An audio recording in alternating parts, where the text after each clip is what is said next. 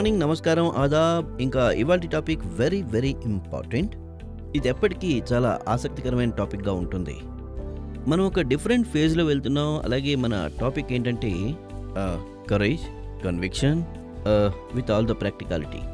అయితే విషయంలోకి వచ్చే ముందు నేను మ్యాన్కైండ్ యొక్క సడన్ హిస్టరీ గురించి మాట్లాడాలనుకుంటున్నాను.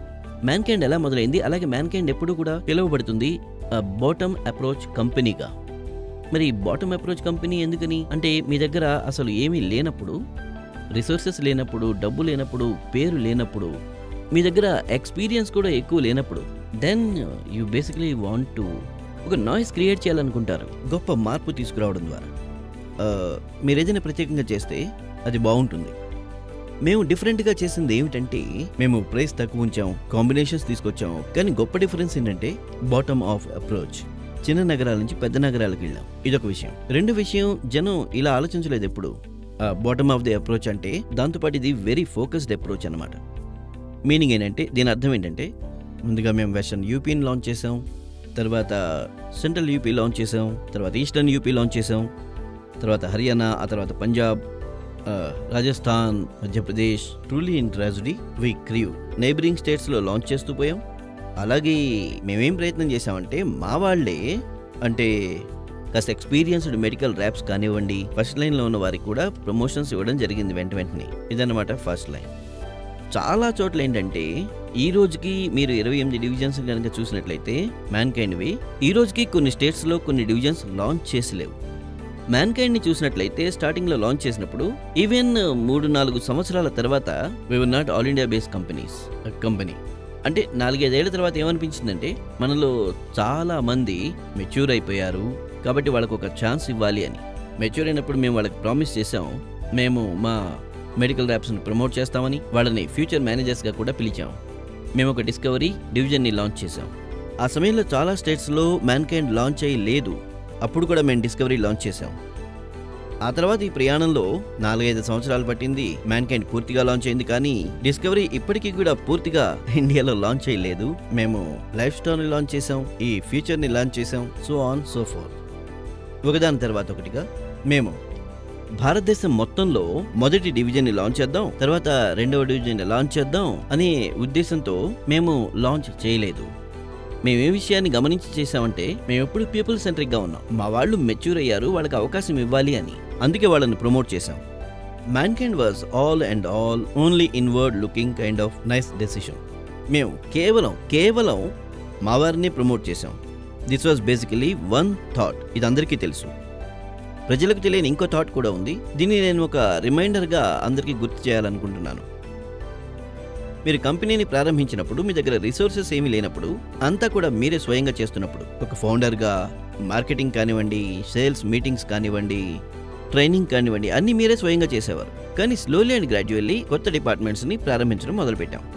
అది ట్రైనింగ్ కోసం ఒక డిపార్ట్మెంట్ ఉండాలని, అలాగే మార్కెటింగ్ కోసం ఒక డిపార్ట్మెంట్ ఉండాలని, సేల్స్ ఎలాగూ ఉంది. తర్వాత ఫ్యాక్టరీలు స్థాపించాం, ఫ్యాక్టరీలు ఏర్పడ్డాయి. తర్వాత క్యూసీ కూడా జరుగుతుంది, క్యూఏబీ కూడా జరుగుతుంది, మెడికల్ ఎఫైర్ కూడా జరుగుతుంది, కంప్లైంట్స్ కూడా జరుగుతాయి, R&D కూడా జరుగుతుంది, and so on so fourth. కొత్త ప్రోడక్ట్స్ కోసం ఒక కొత్త డిపార్ట్మెంట్ ఉంటుంది. అది కొత్త ప్రోడక్ట్ని సెర్చ్ చేస్తూ ఉంటుంది, రైట్? సిఎంఈస్ అంటే ఏమిటి, యాడ్ బోర్డ్స్ అంటే ఏమిటి, మేము జస్ట్ నిదానంగా క్రమక్రమంగా నేర్చుకోవడం మొదలుపెట్టాం. దాని ఇంపాక్ట్ ఎలా ఉంటుంది, ఏ విధంగా ఇన్ఫ్లుయెన్స్ చేయవచ్చు. మాది ఎటువంటి ఆర్గనైజేషన్ అంటే, నేర్చుకున్న దాన్ని అప్లై చేసాం, అదే టైంలో అప్లై చేసాం. ఎగ్జిక్యూషన్ అనేది చాలా ఫాస్ట్గా జరిగింది. మా కళ ఏంటంటే టాప్ మోస్ట్ కంపెనీ కావడమే. మా కళ ఏంటంటే ఇండియాలోనే నెంబర్ 1 కంపెనీ కావడం. కానీ ఇందులో మాకు ఎలాంటి ఎక్స్పీరియన్స్ లేదు. జర్నీని ఏ విధంగా ప్రారంభించాలి, చూసింది నేర్చుకున్నాం, అలా ముందుకు సాగిపోయాం. చాలా విషయాలు నేర్చుకుని ఎగ్జిక్యూట్ చేసినవే. ఒకవేళ మీరు మరొక వైపు టాప్ డౌన్ అప్రోచ్ని చూడండి. అందులో ఏమవుతుందంటే, కొంతమంది వచ్చి ఎక్స్పీరియన్స్తో వచ్చి, కొందరు పెడిగ్రీతో వచ్చి వారు కంపెనీని ప్రారంభిస్తారు. అలాగే వారు ముందు నుంచే అంతా కూడా డిసైడ్ చేసుకుని ఉంటారు. ఇది మెడికల్, ఇది ట్రైనింగ్, వాళ్ళు వస్తారు. ఇదేమో HR, ఇది మార్కెటింగ్, ఇది సేల్స్, ఇక్కడ వాళ్ళ హెడ్స్ ఉంటారు. అలాగే ఈ విధంగా ఈ డివిజన్ ఆల్ ఇండియా లెవెల్లో లాంచ్ అవుతుంది. ఇందులో కేవలం కార్డియాలజీ ఉంటుంది, ఇందులో కేవలం డయాబెటాలజీ ఉంటుంది, ఇందులో కేవలం డర్మా ఉంటుంది. ఈ విధంగా ప్రత్యేకంగా ఇవన్నీ కూడా లాంచ్ చేయబడ్డాయి, డివిజన్స్ లాంచ్ చేయబడ్డాయి. కానీ మా అప్రోచ్ అయితే బాటమ్ అప్.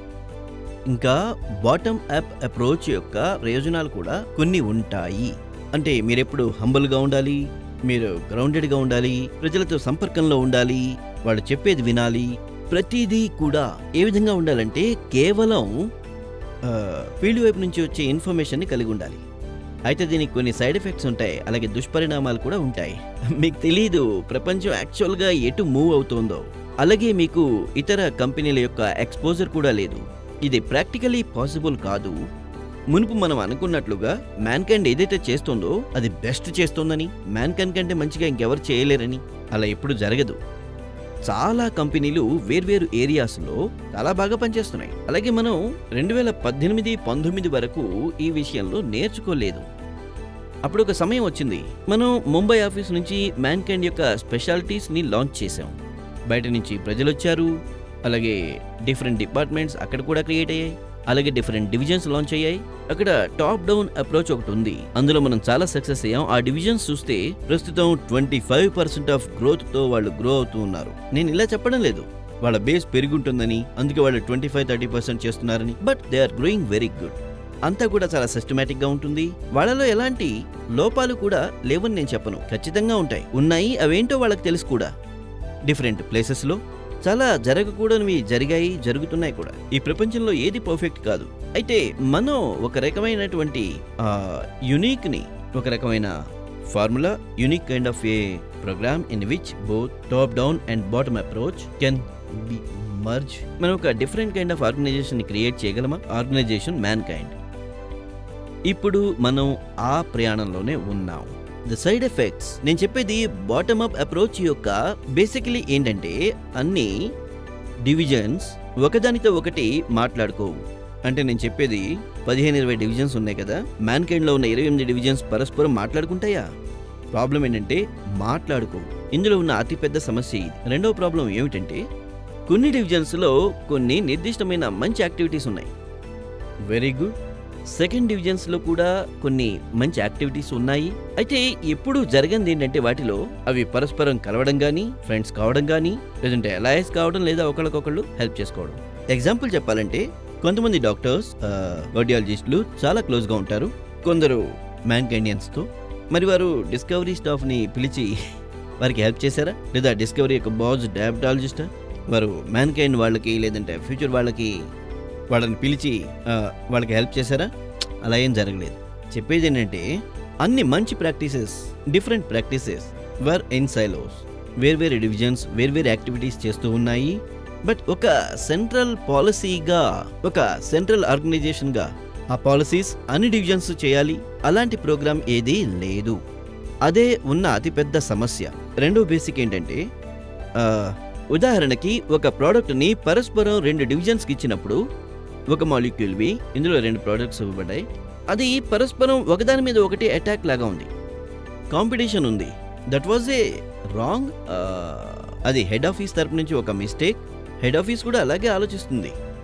ఇందులో మేము గమనించిన అతి పెద్ద సమస్య ఇది. మేము గమనించాం ఇందులో, దాన్ని మేము సరిచేయాలనుకుంటున్నాం.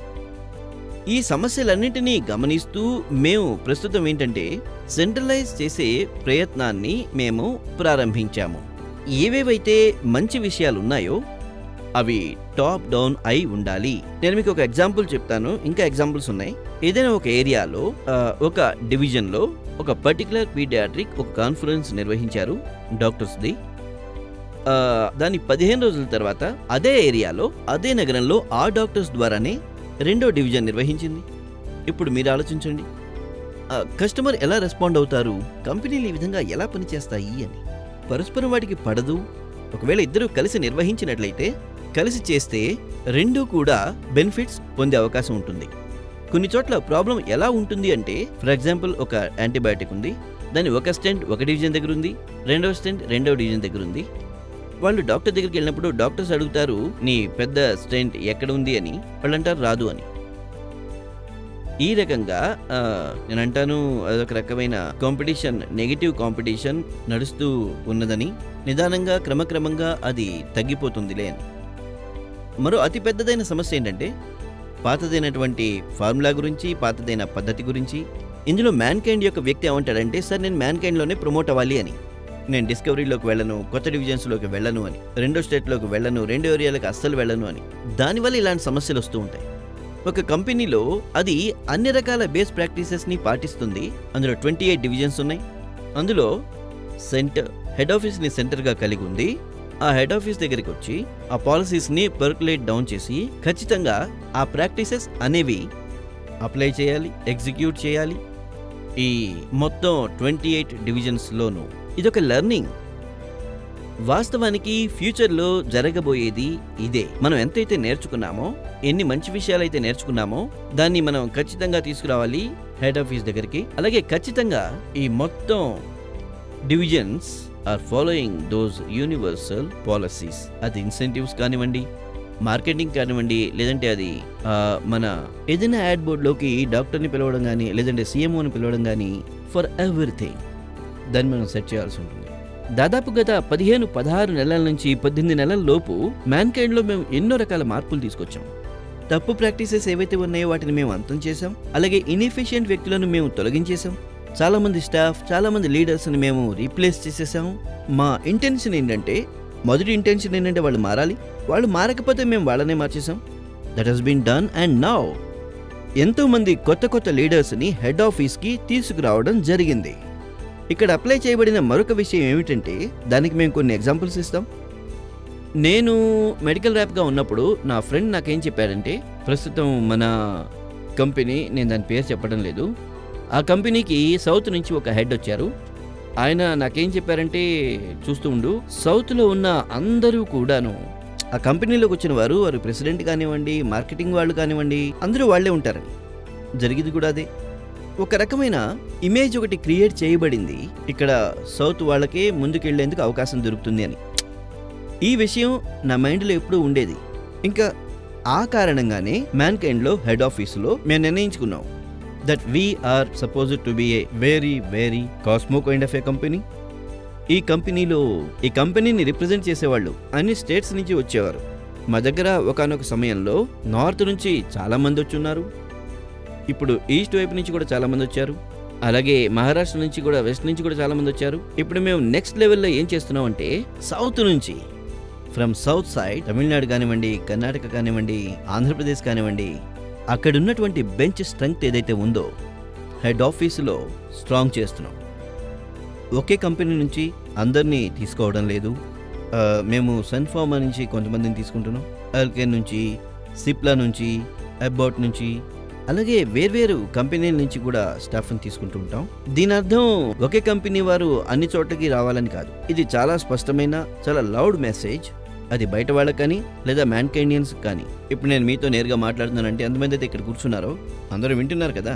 అంటే ఈ విషయాలు కేవలం ఇప్పుడే మాట్లాడడం లేదు, ప్రతిరోజు నేను మాట్లాడతాను. ప్రతిసారి నేను అంటాను, I want lot of south Indian people at head office level. వాళ్ళు డిఫరెంట్ డివిజన్స్ లీడ్ చేయాలి. ఎందుకంటే మనకి సౌత్ ఇండియన్ ఫ్లేవర్ ఒకటి లభిస్తుంది. ఇప్పుడు టాప్ డౌన్ అప్రోచ్ విషయంలో పనిచేస్తూ ఉన్నాం. Keeping bottom up in our mind, heart. అప్పుడే మనం ఎప్పుడు కూడా గ్రౌండెడ్గా ఉంటాము, ప్రాక్టికల్గా కూడా ఉంటాం. ఎట్టి పరిస్థితుల్లో మనం నేర్చుకున్న విషయాలను ఎప్పుడు మర్చిపోము. అది డిసైడ్ చేయబడింది. నేను మరో 2 విషయాలు మాట్లాడాలనుకుంటున్నాను. చాలాసార్లు మనం చదువుతాం, బట్టి పడతాం, కేవలం థియరీలోనే ఉండిపోతాం, ప్రాక్టికల్గా చూడం. నేను మీకు ఒక ఎగ్జాంపుల్ చెప్తాను మీ సొంత ఇన్కమ్ గురించి. కొన్నిటిని మేము ఈ మధ్య ఫెంటాస్టిక్ ఇన్సెంటివ్స్ని పరిచయం చేసాం. వాటిలో ఎన్ఫీల్డ్ మోటార్ బైక్ ఉంది, అందులో స్విట్జర్లాండ్ ట్రిప్ ఉంది, అందులో ఫారెన్ ట్రిప్స్ ఉన్నాయి, ఇంకా ఎక్స్ట్రా మైల్ ఇన్సెంటివ్స్ కూడా ఉన్నాయి. అన్నీ కూడా ఉన్నాయన్నమాట. To make sure that incentive is great. ఇన్సెంటివ్ని అద్భుతంగా మలిచాం. మీరు ఏ కంపెనీలోకైనా తొంగి చూస్తే అందులో మీకు ఏ కంపెనీ కూడా ఇలా ఇవ్వదు. ఇప్పుడు గట్టిగా ప్రయత్నించి చెప్పి కంటెంట్స్ తయారు చేసి ప్రజలకు బట్టి పట్టించాం. ఇప్పుడు వాళ్ళని అడిగితే మెడల్స్ ఎన్నున్నాయని వాళ్ళు ఏం చెప్తారంటే, అది థియరీ కదా. ఒకవేళ నేను మిమ్మల్ని మీ యొక్క ఏప్రిల్, మే నెలల సేల్స్ అయిపోయింది, రైట్, ఇంకా 10 నెలలు మిగిలి ఉన్నాయి. రాబోయే 10 నెలల్లో ఎంత సేల్స్ చేసిన మీదట మీకు స్విట్జర్లాండ్ ట్రిప్ వస్తుందని అడిగితే, ఈ ప్రోడక్ట్స్ను ఎంత సేల్ చేసిన మీదట మీకు ఎన్ఫీల్డ్ మోటార్ లభిస్తుంది అన్నప్పుడు, రాబోయే 10 నెలల్లో, 1 నెల తర్వాత 1 నెల, మీకు తెలుసా, నేను ఖచ్చితంగా చెప్పగలను 60% మందికి పైగా దీని గురించి ఎవరికి తెలియదు, క్యాల్కులేట్ కూడా చేయలేరు. ఇప్పుడు ఈ విషయం ఎవరు నేర్పుతారు? ఈ విషయం మీకు స్వయంగా తెలిసి ఉండాలి కదా. ఇదేమన్నా చాలా కష్టమైన విషయమా? మన సూపర్ మ్యాన్లో ఒక క్యాలిక్యులేటర్ ఉంది, అందులో మీరు క్యాలిక్యులేట్ చేయొచ్చు. నాకు ఆశ్చర్యం వేసింది. సార్ కంపెనీ చాలా మారిపోయింది సార్, కంపెనీ ఇప్పుడు మునుపటిలాగా లేదండి అని అంటుంటారు. సార్ కంపెనీ అంతకంటే నేను మీకు చెప్తున్నాను, కంపెనీ మునుపటి కంటే 10 రెట్లు మెరుగుపడింది. మీకు ఇచ్చే విషయంలో కానివ్వండి, మిమ్మల్ని మోటివేట్ చేసే విషయంలో కానివ్వండి, ఇన్ టర్మ్స్ ఆఫ్ మోడర్నైజేషన్. ఎవరైతే రైజ్ అవ్వాలనుకుంటారో, ముందుకు వేయాలనుకుంటారో వారు కష్టపడి తీరాల్సిందే కదా. మీరు 3 గంటలు పని చేశారు, ఇంకా నెగిటివ్ ఇన్సెంటివ్ ఇవ్వడం కూడా పాసిబుల్ కాదు కదా. మిమ్మల్ని ఇంకా డౌన్ చేయడం, మీకు నెగిటివ్ గ్రోత్ ఇచ్చి మీకు ఇన్సెంటివ్ ఇవ్వడం అనేది సాధ్యం కాదు. That has been decided. అలాగే నేను చెప్పే మరో విషయం ఏంటంటే, మొదటి విషయం ఏంటంటే మీరు క్యాల్కులేట్ చేయండి, మీకు తెలుసో లేదో అన్న విషయం. This would be the norm, new norm. మిమ్మల్ని ప్రతి మీటింగ్లోనే ఈ విషయం అడుగుతాం. మీరు రాబోయే 10 నెలల్లో, 9 నెలల్లో, 8 నెలల్లో మీరు ఎంత సేల్స్ చేసిన మీదట ఏ ఇన్సెంటివ్ తీసుకుంటారు? This would be number 1 thing. చాలా ఇంపార్టెంట్ విషయం, అడుగుతూనే ఉండేది, టైం పడుతుంది. ఇక రెండవ విషయం, చాలా ఇంపార్టెంట్ విషయం. ఇప్పుడు కేవలం మాటలతో పని జరగదు. ఎవరైనా మంచిగా పని చేస్తుంటే వాళ్ళకి మోటివేషన్ అవసరమైతే, సార్ మోటివేషన్ తగ్గిపోయింది, ఒకవేళ మీ పెర్ఫార్మెన్స్ బాగుంటే, ట్రెండ్ బాగున్నట్లయితే, ఫిగర్స్ కనిపిస్తూ ఉంటే, అలాగే మేము ఏదైతే చెప్తామో అది మీరు చేసి చూపిస్తే మీకు మోటివేషన్ లభిస్తుంది. Gone of the days, sir మీరు ఇతన్ని బాగా తిట్టారు, దాంతో ఇతని గ్రోత్ నెగిటివ్గా ఉంటుంది, గత 6 నెలలు, 9 నెలలు, సంవత్సరం, 2 సంవత్సరాల నుంచి కాస్త మోటివేట్ చేయండి అని. అది కుదరదు. అది సీనియర్ మేనేజర్స్ అందరూ కూడా అర్థం చేసుకోవాల్సిన విషయం. మెడికల్ ర్యాప్స్ అందరూ కూడా, ఒకవేళ మీ పెర్ఫార్మెన్స్ బాగుంటే మీరు ముందుకు సాగుతారు, బాగుండకపోతే పెర్ఫార్మెన్స్ బాగుండలేదని చెప్పడం జరుగుతుంది. బికాజ్ ఈ management one thing is the most important. ఆ విషయాన్ని ప్రతి ఒక్కరు కూడా అర్థం చేసుకోవాలి. అదే మీరు మీ కింద 100 మంది కానీ పనిచేస్తున్నట్లయితే 35% మంది చాలా బాగా పనిచేస్తున్నట్టు. ఇందులో ఒక పాసిబిలిటీ ఉండొచ్చు, 30 నుంచి 20% మంది బెస్ట్ కావచ్చు, 15% బాగుండొచ్చు, రైట్? ఆ తర్వాత ప్రతి డివిజన్లో, ప్రతి ఏరియాలో 5 to 10% వాళ్ళు ఎప్పుడూ కూడా లెథార్జిక్గా ఉంటారు. ద ట్రాక్ వారి ఏరియా డౌన్గా ఉంది. అప్పుడు మనం ఏం చేయాలి? మీరు అందరికంటే మంచివారైతే, మీరు అందరికీ గనక ఒక స్నేహితుడైతే, దెన్ నోబడీ స్వాగ్.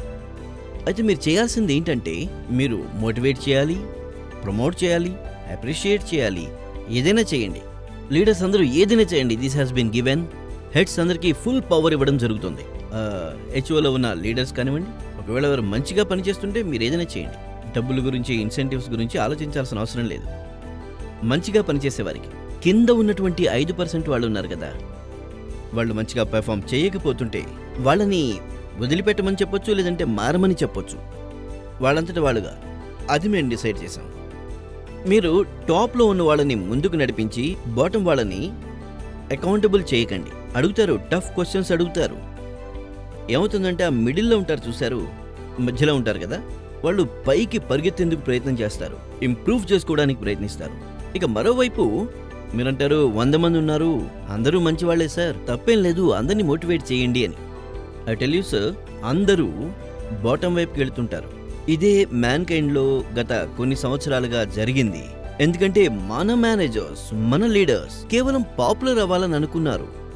గుడిగా మన లీడర్ల మధ్యలో పాపులారిటీ కంటెస్ట్ జరిగింది. ఈసారి మంచివారు సార్, చాలా మంచివారు సార్, చాలా కష్టపడతారు సార్, సార్ వీరికంటే కష్టపడేవారు ఇంకెవరు లేరు.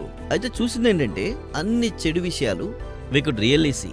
సో ఆ విషయం తెలుసుకుని, ఇవి మ్యాన్ కైండ్లో న్యూ నార్మ్స్ అనమాట, మనం దాని మీద పనిచేయాలి. ఇక ఆలస్యం చేయకుండా ఒక విషయం అయితే చెప్పొచ్చు, మ్యాన్ కైండ్ ఎప్పుడూ కూడా ఒక పీపుల్ సెంట్రిక్ కంపెనీగా ఉంది. దీని అర్థం ఏంటి? అందరి విషయంలోనా కాదు, మంచివారి కోసం. ఎంతమంది అయితే మంచివారు ఉంటారో వారి కోసం ఎప్పుడు ఏమైనా చేయడానికి సిద్ధం. చెడ్డవారి కోసం అయితే వారు మారితే మారాలి, లేదా కంపెనీ మార్చేస్తుంది. అది చాలా స్పష్టంగా అందిస్తున్న సమాచారం. So I wish you all the best, good luck. ఈ వీడియోని గుర్తుంచుకోండి, ఇది చాలా ఇంపార్టెంట్. చాలా స్పష్టమైన మాటల్లో ట్రైడ్ మై లెవెల్ అందరికీ ఈ విషయాన్ని చెప్పడానికి ప్రయత్నించాను. ఒకవేళ మీరు రైజ్ అవ్వాలనుకున్నా, గ్రో అవ్వాలనుకున్నా, ఈ విషయాలు మీరు ఫాలో అవ్వాలి. All the best, bye bye, see you, good luck.